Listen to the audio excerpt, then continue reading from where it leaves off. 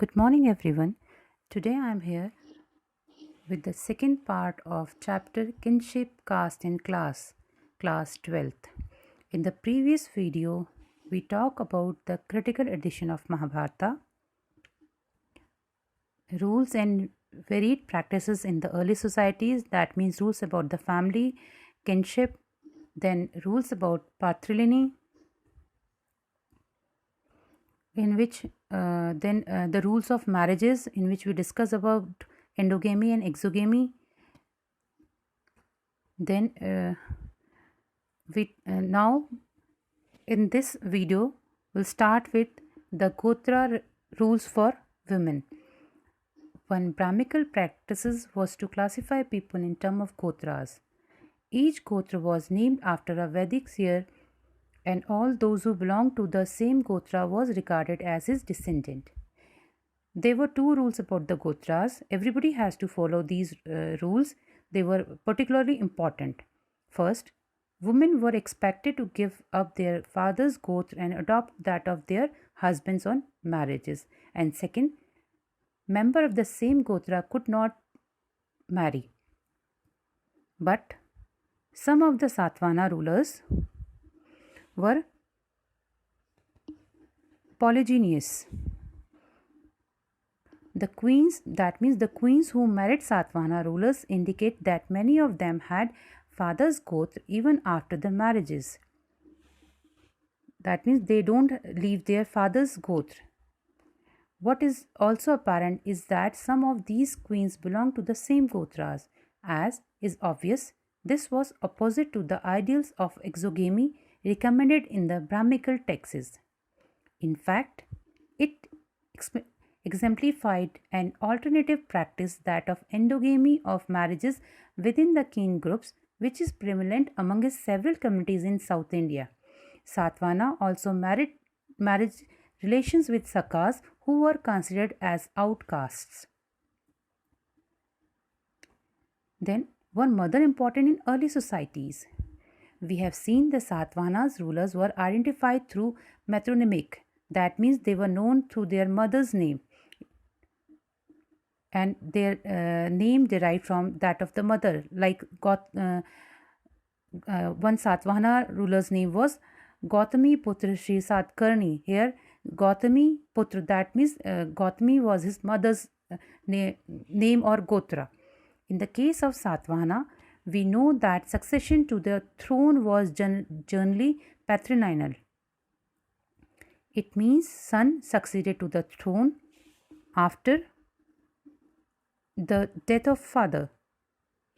Then social differences within the beyond and the framework of the caste. The right occupation, the Dharam Sutras and Dharam Shastras also contained rules about the ideal occupation of the four categories or varnas. Brahmins were supposed to study and teach the Vedas, perform sacrifices and get sacrifice performed, and give and receive gifts. Kshatriya were to engage in warfare, protect people and administrate justice, study the Vedas, get sacrifice performed and make gifts. The Vaishyas were expected to engage in agriculture, pastoralism and trade. These three varnas were allowed to study the Vedas also, but Shudras were assigned only one occupation, that of serving the three higher varnas.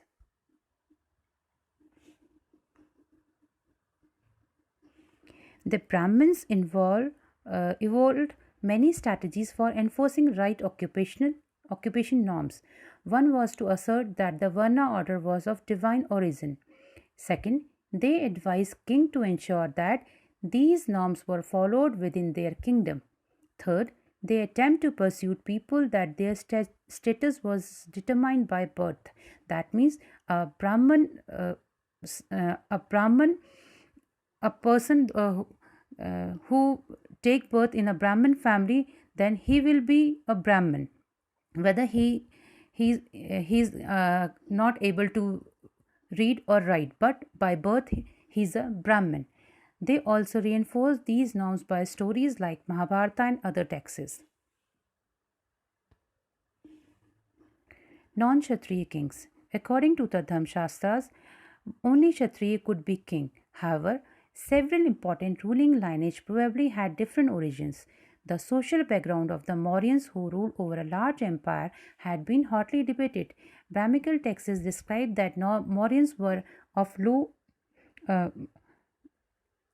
low caste or origin, but the so while later Buddhist texts suggested that they were Kshatriyas. The Sangas and Kanvas, the immediate successors of the Mauryans, were Brahmins. In fact, political power was effectively open to anyone who could muster support the resources and rarely dependent on birth as Kshatriya. Shakas who came from Central Asia were regarded as Malichas, barbarian or outsiders by the Brahmins. They ruled northeastern part of India. It also interestingly that the best known rulers of the Satvana dynasty, Gautami Putra Sri Satkarni, claimed to be a unique Brahmin and a destroyer of the pride of Kshatriya. Then jatis and social mobility. In Brahmical theories, jatis like Varna were based on birth. However, while the number of Varnas were fixed at 4, there were no restriction on the numbers of jatis. In fact, whenever Brahmical authorities encounters new group like Nishads or wanted to assign a name to occupational categories like goldsmith, used jati to classify them. Jati means people sharing a common occupation of profession. They were sometimes organized into shreni or guilds. One interestingly stone inscription found in Madhya Pradesh recorded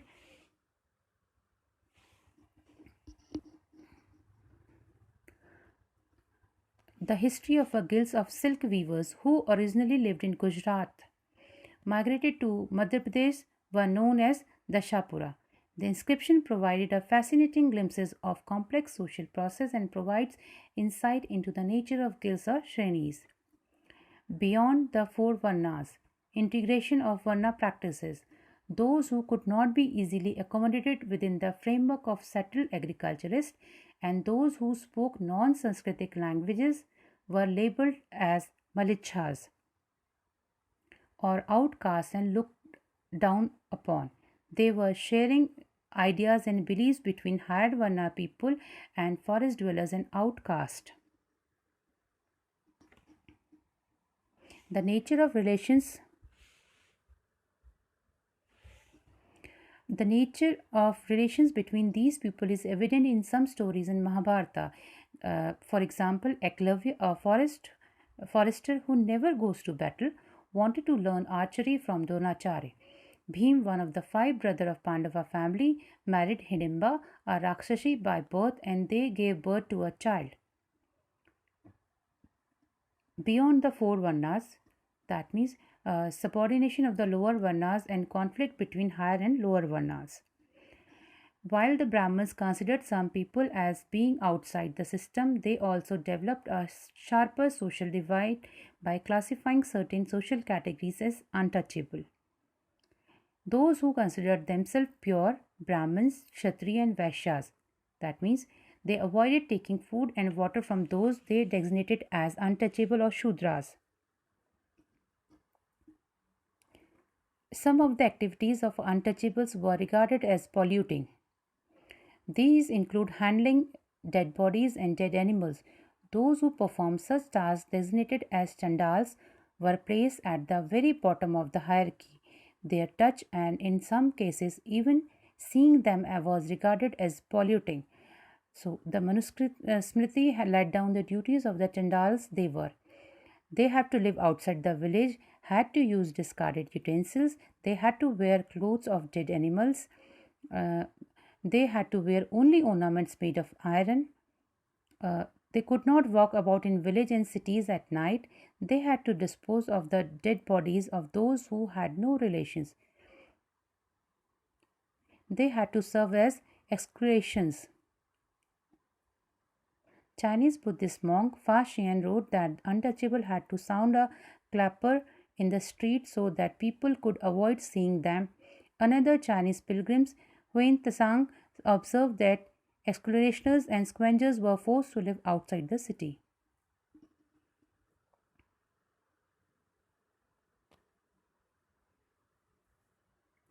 Beyond birth, resources, and status.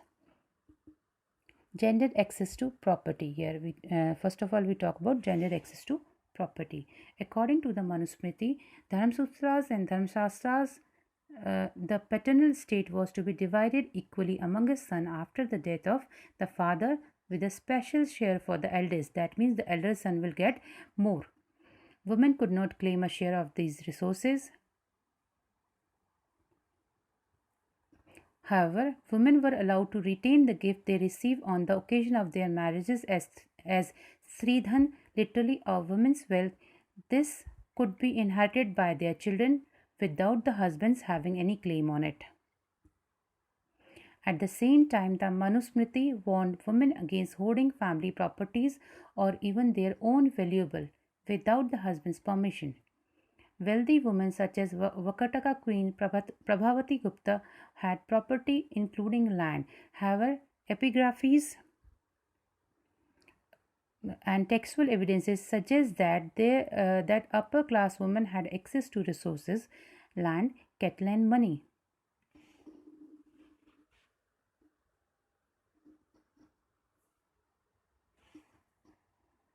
Varna and access to property. According to the Brahmical texts, another criterion for regulating access to wealth was Varna. While a variety of occupations were listed for men of the first three Varnas, the only occupation prescribed by Sudras were servitude. That means they have to serve the above three Varnas. If these provisions were actually implemented, the wealthiest men would have been the Brahmins, Kshatriya, and Vaishyas. The poorest men would have been Shudras. The Buddhist texts recognized that there were difference in society, but did not regard these as natural or inflexible. The Buddhist texts also rejected the idea of claim to status on the basis of birth. So that's all for today. We'll continue this chapter in our next video. Thank you.